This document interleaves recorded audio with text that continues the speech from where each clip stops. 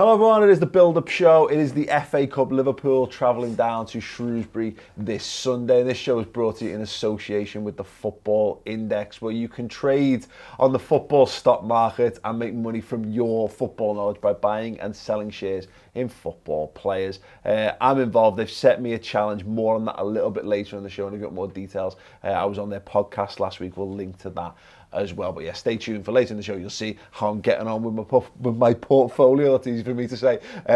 So far, so good is all I'll say to tease that out for now. Anyway, I've got the gents in the studio with me right now. Ben Kelly, Tom Dutton and Jack Gill join me for this one. Ben, Hello. I'm really excited about this game. What Jurgen Klopp has done this year has reinvigorated me and my passion for the FA Cup. Yeah, absolutely. I mean, I don't know whether Jurgen Klopp's quite fallen in love with the competition yet, but maybe this game. Domestic Cup's yeah, for God's sake. But no, for me, I mean, look, the league picture is it's unique, isn't it? At the moment, we're never going to be in this position again, and in terms of being able to compete and literally win as many trophies, apart from next season. Well, maybe. Who knows with this team? But this is a situation for me where Liverpool can literally just go for everything on offer available to them. I want it all. I want absolutely everything. I want 3 trophies. I want 100 points. I want invincible, but I want us to win at the weekend because I want to go further in the FA Cup and just have more games to play. I want a day at Wembley. I want to go and do all that. Yeah. It's not something that we've done yet under Jurgen Klopp very often. So, bring it on. I think that's it. It's mad, isn't it, Tom, how the perspectives change on things, because a third round FA Cup, the Carabao Cup and then the third round FA Cup, they're just annoying not because of, look, everyone likes silverware, everyone likes going to finals of competitions and all that kind of stuff, and you've got to get through these rounds to get to these, but because we so often struggle in January and all we ever really want is to be good in the league. Well, we are good in the league. Yeah. We're really good in the league. And getting past that Everton hurdle and it being a team like Shrewsbury, and what we've seen as well, because you said to me, why is it exciting? It's exciting because we've seen enough of Curtis Jones, we've seen enough of Nico Williams, we've seen enough of Harvey Elliott, that a chance to give them another 90 minutes of football is just... But it's like having 2 Liverpool teams to support. You've got the main lads who are killing the league, and now all of a sudden we've got this Liverpool B team who are dead good as well. 100%. I think when I said that, honestly, I'm not asked. Yeah. But I am asked about the progression that it's going to give these players, like you speak about. I'm asked about the progression that it's going to give the players coming back from injury, because I think a lot of them players need to come in and we need to see them again. Yeah. The likes of Matip and Lovren, you get them in and let them have a solid game, and let them get a taste of this, of Liverpool being so good, because they've been out of it for so long. I think it is massive to reward some of these kids who've got us to this position, you know what I mean? And it has been by the wayside, and I'd love it to be a case of, yes, we win the treble, let's say we win the treble, but one of them is done by the youth players. It's not a case of, you know what I mean? It is a case of, okay, you're talking about 2 separate teams. Everyone has had a tangible impact on winning these trophies. It's not a case of, the first team comes in and does all this, and it's Mo Salah getting the goals. No, it's Curtis Jones stepping up. Yeah. It's Nico Williams coming in and having fantastic performances, and I think Keanu Hoover being back in possibly in the fold as well is massive as well. I want to see him.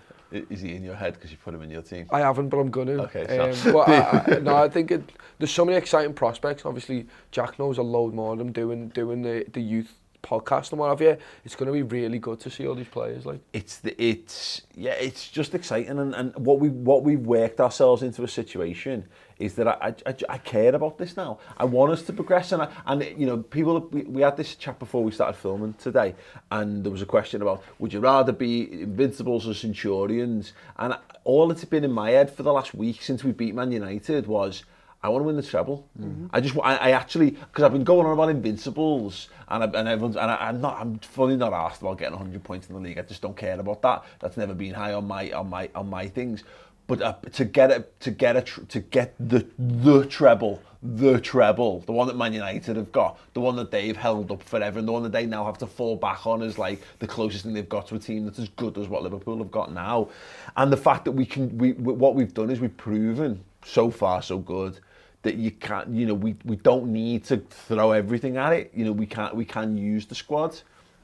I want to win the FA Cup all of a sudden. Yeah, I can now see why City have gone for this the last few years, because when you get a favourable draw and you've got a good enough B team, you can go, you know what, yeah, let's go for it. And then as you get later in the competition, you know, there's the semi-finals at Wembley as well, a nice trip to Anfield South. And it's one of them where our U team is so good at the minute and we have so many good young players that it's just brilliant to watch. And that needs to get in the bin, by the way. Can we just say this now? The FA, fuck the semi-finals off at Wembley, by the way. Because that's the thing. But I actually, you saying that a lot, I felt a big dip in disappointment in my heart when you said, 'cause I was like, oh yeah. Because I want to go back. I'm desperate to go back to Wembley. I was there for the Charity Shield, and I was gutted we didn't win. But I got a real sense we'll be back here again. But like going for a semi-final, I mean, I did it when we were lucky we beat Everton, and that was great to beat Everton. But it's such an anticlimax going. Anyways, but what game was it where we went and no one cared and we just expected? Yeah, we just expected it, and we were like, oh, we expect to be here, we want to be here, and we're just going to get to the final. And I think I like the idea of them on neutral ground. Yeah, you know, they play them at like Old Trafford, and I think that Villa Park's we mentioned, but even like St James's Park, you know, right the way up there, you know, big grounds. But Wembley, just the FA are just getting the money's worth, aren't they, by having them there, and that's all it is. You know. And you're right, because as a kid, Villa Park would be other ways. You know, there's nothing wrong with that. It gets. I think it adds. I think it adds the magic. It adds the magic of all these other things. I think that's why everyone loves Villa Park. Loads of people have got boss memories of Villa Park along the way as well. It does give smaller clubs a chance though to play at Wembley, so I get kind of why they do it. I think it is more a money thing, but I do get that. Oh, it's 100% a money thing. But I mean, I get what you're saying. But the point is that Wembley's meant to be aspirational.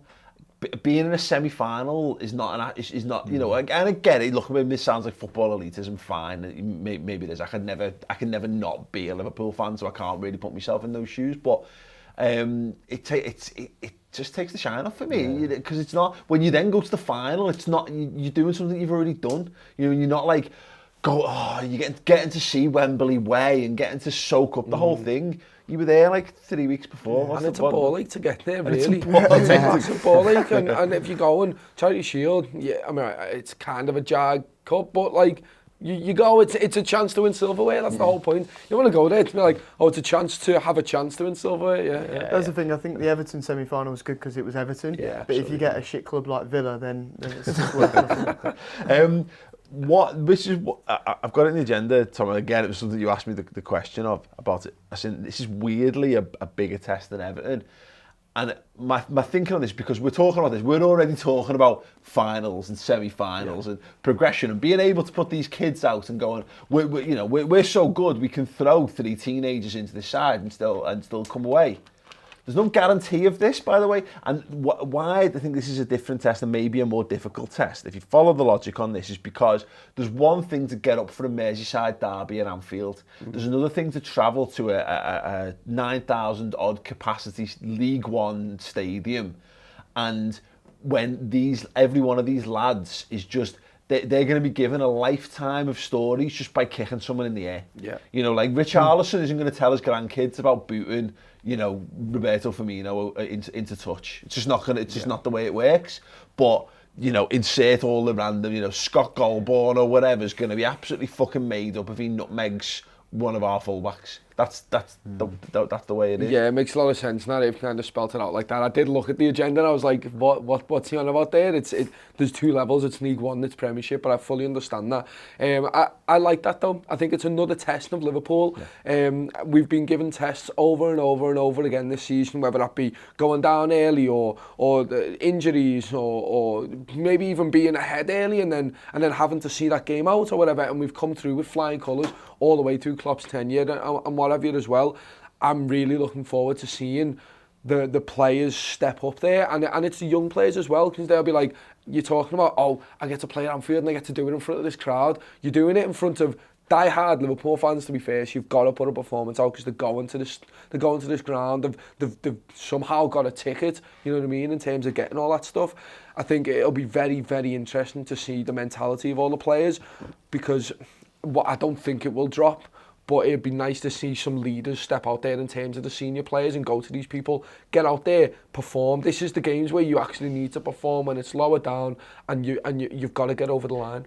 I think there's whether I don't think Klopp would be as on the nose as this in his team up, but maybe someone in the backroom staff might be like this. Ben, I'd be saying to the likes of Williams and Elliott and Jones, and if Kirave is involved, them, and going, these are the mid-table League One side here, lads. This is your level. Yeah. This is your level, Mike. So if you don't apply yourself and you don't give absolutely every single ounce of your being towards being a Liverpool player, we can find you a team. We can find you a League One team. We can probably get you. You can be playing here next summer. Right now. Well, you've got exactly. You've got Roshan Williams, who's there, who come through Manchester United's academy, and so you've got all of us. You'll be thinking your pathways laid out in front of you. That it's only like a season or so since he was on the pre-season tour and playing with Manchester United senior players, and he's at Shrewsbury. This is a team that survived in League One last season. I'd be saying that to these lads and going, don't for a single second think that you being in that Liverpool shirt means anything. It doesn't mean anything. You've got to make it mean something. You've got to go out there and show that you should be better than these. Yeah. Because if you want to play for Liverpool, I don't care how old you are, you've got to go out there and be better than this. Yeah, and look, the way you can almost look at the Everton game like, it was a cup shock, wasn't it? In the sense of that they happen all the time. You get non-league sides going away. Rochdale held Newcastle to a draw in the last round, things like that. But this is a game actually that I don't know whether it's just my mentality. We discussed in the final word about Liverpool just winning every game. I almost expect to win this, even with the side that we're potentially going to put out, just because I think they're good enough to do it. And I think actually the motivation, whether it comes from Jurgen Klopp or whether it comes from Neil Critchley or the backroom staff, is actually, lads, if you want to keep playing this season, you've got to win this game because every game that you win in this competition is another opportunity. That's the carrot dangling in front of you. You've got to go out and go, well, we win this one, there's another round to play, and we're all probably going to play that one as well. So I'm just going to step in there. I want to talk a little bit about the team selection. I want to really dive into that in a minute because I think this is really interesting. I think the mentality around the players and how we get the balance right is going to be fascinating for how we do this. But first, it's time for an update on the Football Index. Hello everyone, it is your very first Football Index update. The challenge has been laid down to me. They've given me £1,000 to create a portfolio, and the proceeds that I generate from this will be going to a charity of our choice. So far, so good. If you're up to date with the story, you'll know where I've got to this. If you're not, you can check out the build to this on my channel. And as I mentioned already, go over to the Football Index YouTube channel and check out the podcast where this was laid down. And I was given my tips on how to go about doing this. Because ultimately, Football Index is about trading on your football knowledge, buying stocks and shares in footballers. And then if they do well, whether that's on the pitch or generating media headlines, etc., then your value in those increases and you make money. It's as simple as that. So yes, I have Kai Havertz, Curtis Jones, Trent Alexander-Arnold, Alex Oxlade-Chamberlain, Joe Gomez and Sadio Mane. Right here, right now, after the first week or so, I'm currently up £6.83, which is almost entirely down to the fact that Trent is amazing at football. We've seen a decrease for Kai Havertz, we've seen a slight decrease for Alex Oxlade-Chamberlain, we've seen a decrease in Joe Gomez and Sadio Mane, which doesn't bode particularly well and why I need your help throughout this process. First and foremost, you need to go over to the podcast that I previously mentioned on the Football Index YouTube channel that I appeared on and leave me 3 player suggestions. We've still got a pot of just over £200 to put into a couple more players. Now, I floated the idea of maybe just going for a solid shell like a Kylian Mbappe, but is there anyone else out there? Give us your 3, and it could be people who are on the rise, or just look absolutely nailed on. Paul, don't be stupid. Go and get these players, type of players. But I need your help in this regard, certainly. But I'm really not sure what to do with what I've got. Sadio Mane is likely to drop because he's picked up an injury. Joe Gomez is a really fascinating one because his performances on the pitch we know are good, but is he hitting the metrics required to make a success of himself in the Football Index world? Because I can't see him playing any better. Does he need to add goals? Is he going to add goals? So maybe do we look to, because we've got 88 shares in Joe Gomez, do we look to reapportion a few of them? Do we go bigger on Trent Alexander-Arnold? Do we plug another young Liverpool player into this? Or again, do we pick someone from outside the Liverpool pool? which is where I'm always going to struggle because Liverpool is the one for me, you know this, and that's where all my focus is. I don't know much about Wales football anymore these days because back when I was a kid and I used to play, you know, management games, I knew every player. I'm not that man anymore. I need your help. But look, things are going so far, so good. It is early days. We are in the green. That's where we want to stay, but we want to boost this up, and the only way I can do it is with your help. And yeah, the people I think in danger of being moved on thus far, Kai Havertz, Joe Gomez, and do we maybe just switch Sadio Mane out for another big name Liverpool player? Do we swap it for a Salah or a Firmino or for a Virgil? Let me know in the comments. And as I say already, go over and check my appearance out on the Football Index podcast. We'll be keeping you updated throughout the process of this one, so make sure you check back on the build-up shows next week. And other than that, back to the show.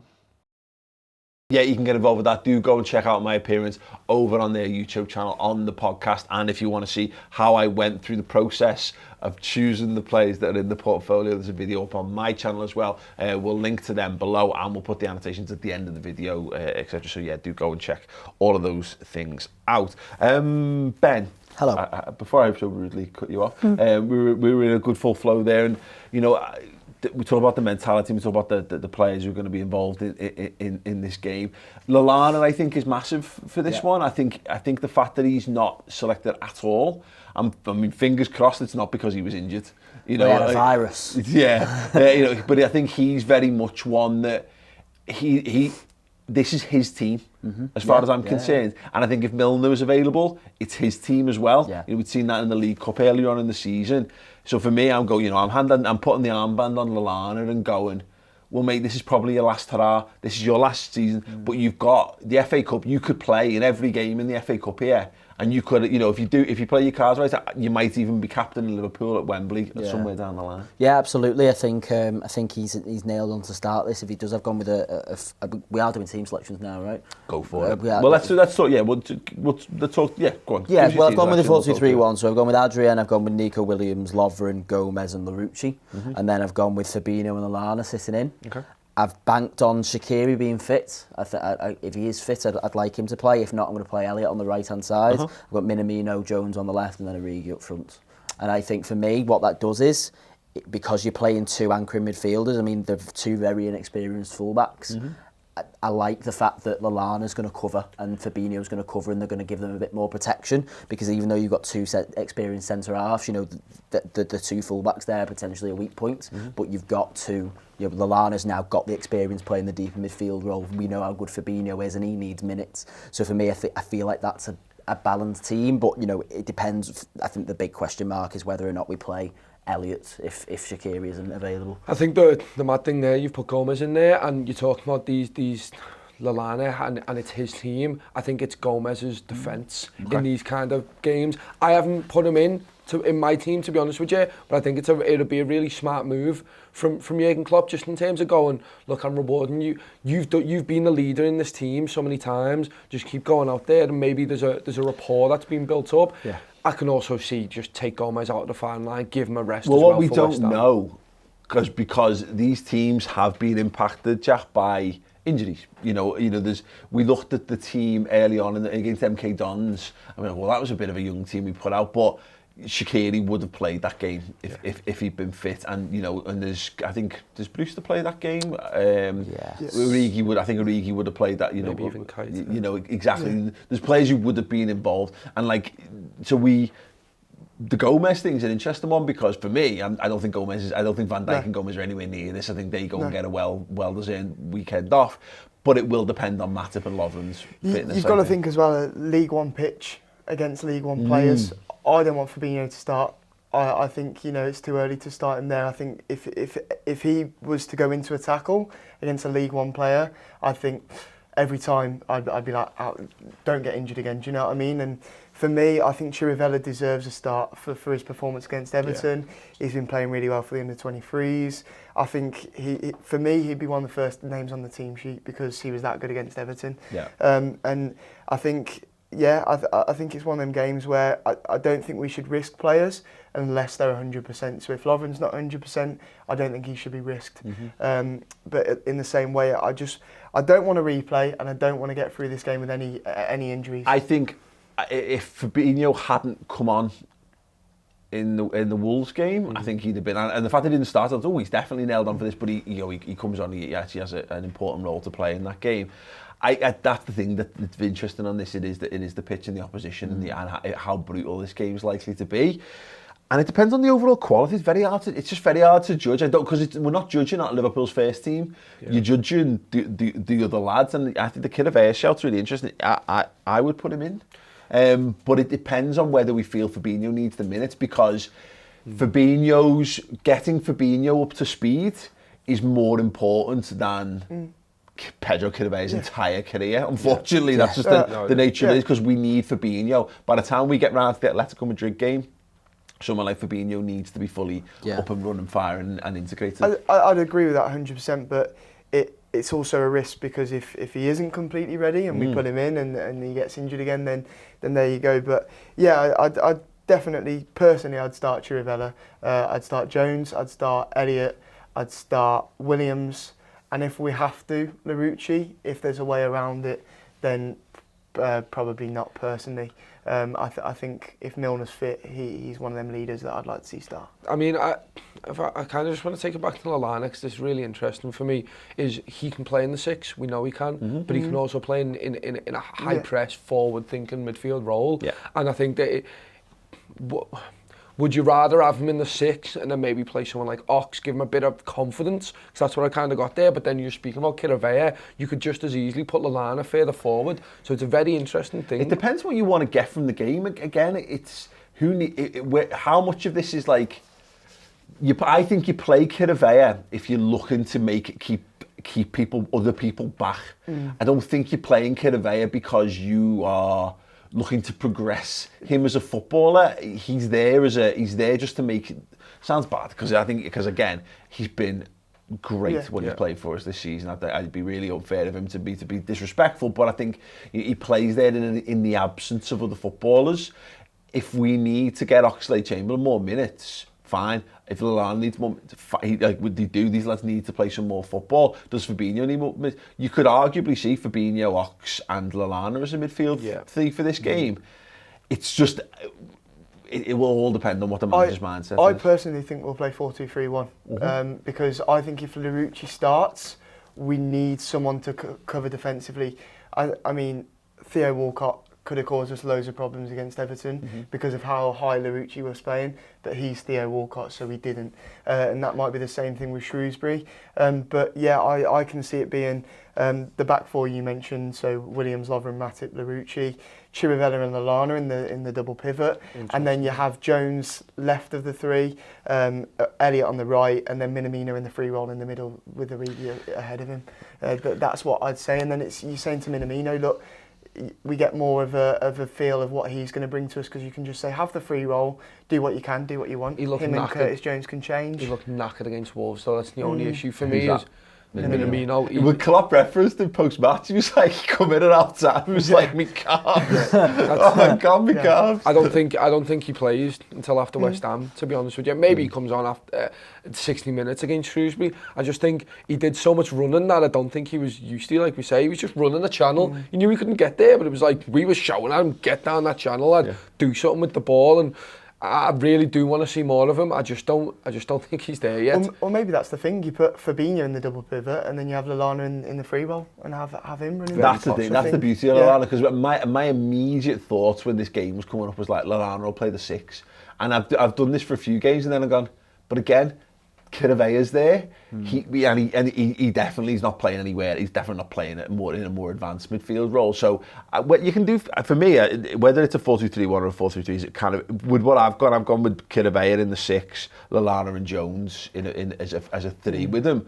But as you say, there's no difference in personnel. Yeah. It's just where you're putting them on the field more than anything else. And I think with the 3s, we talk about covering for the fullbacks. Well, it's not like Liverpool don't play attacking fullbacks with a 4-3-3. It's the midfield 3's job to cover him when needs be. It's just whether Jones is switched on enough, if he's playing from the left-hand side of the 3 to drop in and help Larouci out. But I'm excited. The Minamino thing's going to be interesting, because I think Origi definitely starts. I think if Shaqiri's not fit, Elliott definitely starts. And it's just whether Minamino it's just a bit too early. You know, how has he reacted to that game? Because that's more football than we'd have had him play. Yeah. He might have got... The fact that he comes on instead of Origi can be looked at in two ways. Either you want 100% of Origi for this game, or you were probably going to bring Minamino on with half an hour to go or 20 minutes just to get him warmed up, and then he starts this. But have we pushed him too hard for this? We won't know until we obviously see. It's going to be interesting, because I'm wondering, I wonder all your thoughts on this. Is there a case to be made that any of these players, in terms of Williams, Elliott, Jones, yes, they've proven themselves before in terms of stepping up, but is there a case to be made where, you were talking about it before, Ben, where it's saying these are your games that you're going to play? Is it a case to be made where they're looking at this going, this is a chance for me to get on the bench and even get games, especially Nico Williams, thinking about it, being back up for Trent, talking about Jones, can he do that defensive role? He needs to prove that he can. Elliott, I know he's a young kid, but coming on, doing the same things that Salah did. You did a great Stats and Tactics, Jack, ages ago, talking about how he replicates exactly what Salah does in that position. These players are getting trained up to do this role. Is it a case to be made where they're going, look, you're playing now for a spot on the bench, maybe you come on with 60 minutes gone? I don't know. I'm sure they're doing that anyway, I'm sure. You know, I mean, every under-23s performance, and I like the fact that, you know, the likes of Jones and Elliott and Williams are still all playing under-23s football, because it keeps them grounded in the sense of, you know, they go away and they play that game against Everton, and then I think they had Southampton at home the week after, and it's back to Kirby Academy, no crowd there, and they go and put them away. But you know, these are the games for me that I think what's important is that they'll all be aware that, you know, despite what you're saying about getting onto the bench for maybe league games or whatever, this is the biggest opportunity for them. Yeah. So that's what they have to be. This has to be the priority for them. But this is where you don't get opportunities. Yeah. This is why Brewster's gone out on loan. This is why, you know, Shaqiri, I mean, he's had injury problems, but like he struggled to be a mainstay of the team, because, and Klopp referenced it, he said, well, Keita, it's very difficult to throw lads into this team because they're so good. So I agree. Jones has been on the bench the last two games. You know, and Klopp referenced why Shaqiri's not being let go in January for any money, because he said we had a bench full of kids. Yeah. We had a bench full of kids the other week. But these lads know all of a sudden, and look what it goes back to the top of the show, Jack. I'm excited to see Nico Williams, Curtis Jones and Elliott, because they've shone in proper games, professional games of football, and they now know, being on the bench, you're only, probably where they're at in their career is, they're only a game away from 15 minutes on the pitch, and then you're only an injury away from starting a Premier League football match. So that's what it is. It is about that. The thing is, Curtis Jones hasn't had a bad game all season. For the under-23s as well, he's been outstanding throughout, and he deserves these kind of games to start, because there is rewards for his performances that he's putting in. And Harvey Elliott as well, he excites people. When you're watching Harvey Elliott, he's like, wow, do you know what I mean? And then you have Neco Williams, who is like for like with Trent, really, isn't he? He looks like it's weird saying a young Trent because of how young Trent is, but you know, he looks like a schoolboy version of Trent Alexander-Arnold, and it's one of them games where these lads, it's like Ben said then, that they're still very grounded, but they're so important, because it's like Brewster, where he's missed out on that this season because he's either been injured or travelling with the squad, because we've needed, you know, that third out-and-out striker in the team, in the squad, sorry. And he's missed out on a lot of under-23s football because of that. So I think the under-23s football for these youngsters has been very important, and constant football for these lads makes their career, really. And Klopp said before Everton, I'm picking a team that will win this game because they really want to win this game. And I think he'll do the same for Shrewsbury. He said it's about the physical stuff. Get the lads on the field who can do the physical stuff first, and then trust that the rest of it will work out. And that's the point about these games. That's why I think it's a really interesting test, is because that's all that lower league sides have got.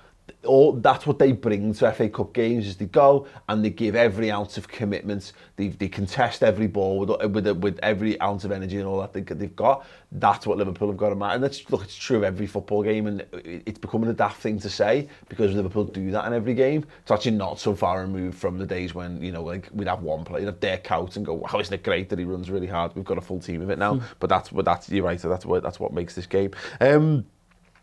Just a random note, they got Sam Ricketts as the manager. It was I don't know where the thought came from, but he's got Premier League experience as playing as a defender. He's got 50 caps for Wales. it makes him a much better footballer than Jurgen Klopp ever was. You know, I just think these laugh little things, because I immediately go, well, I've never heard of him, and what it is. Be interesting to see what he's able to come out with. The fact that the ground is, as I say, it's under 10k, it's going to be a mad little experience. Note of positivity for us, despite the fact that they knocked out Bristol City via replay in the third round. They actually haven't won a league game since the 21st of December. They've not won a game in 5 since then. -3 goal difference as well.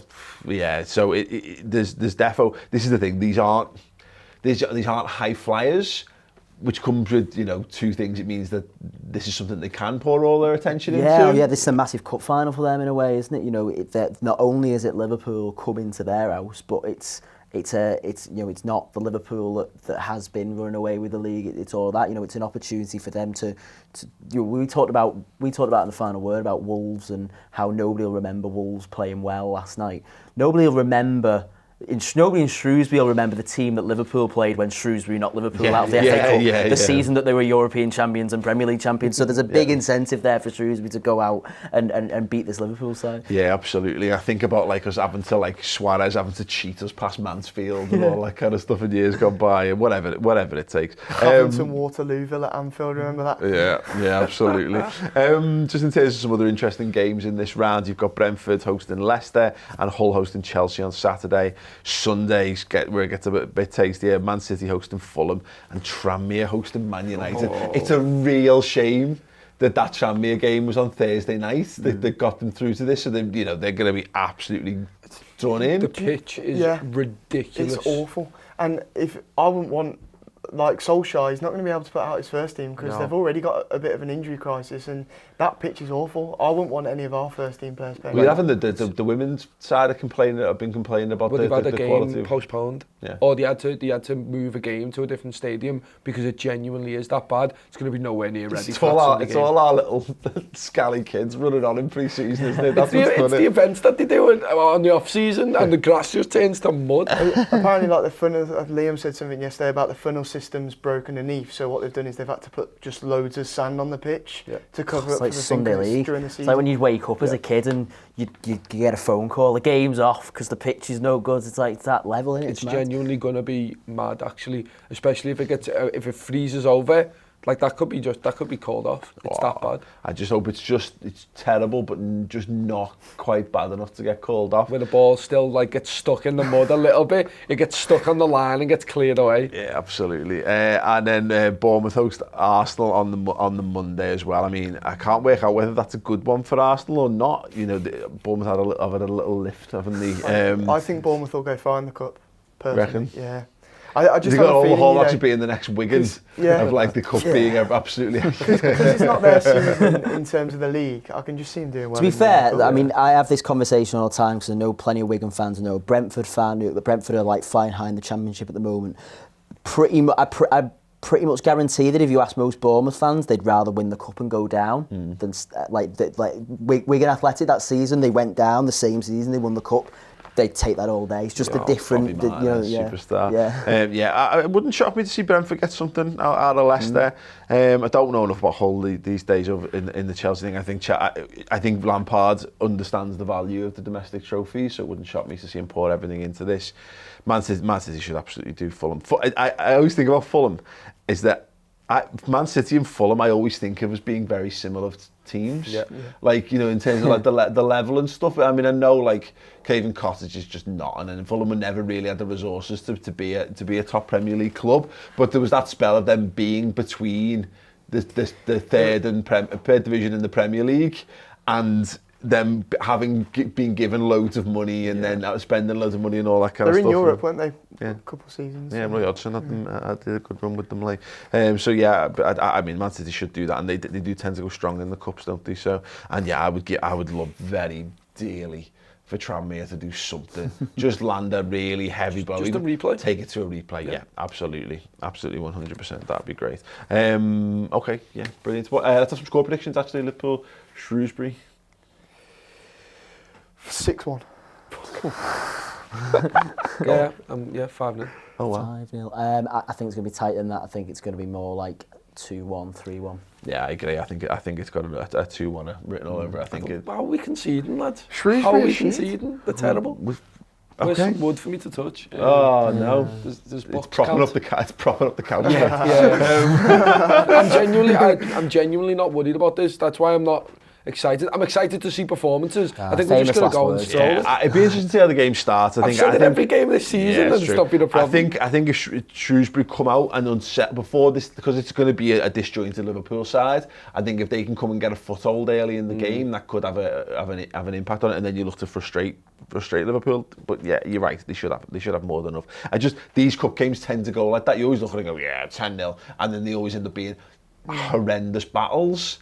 I don't care as long as they come out on top. Let me know your score predictions then in the comments. Let me know what you think the starting 11 should be. And as I've mentioned a couple of times throughout this video, go and check out the Football Index podcast over on their YouTube channel for my appearance. I was asked loads of questions about Liverpool this season so far, some mad stuff about fan TV and social media and all those kind of things as well. And yeah, you can also find out how I've come into the Football Index challenge and how I've constructed my portfolio as well. Gents, it's been an absolute pleasure. Thank you very much. Thank you very much for watching and for listening. If you need more from us, head to the redmentv.com and sign up. Other than that, ta-ra.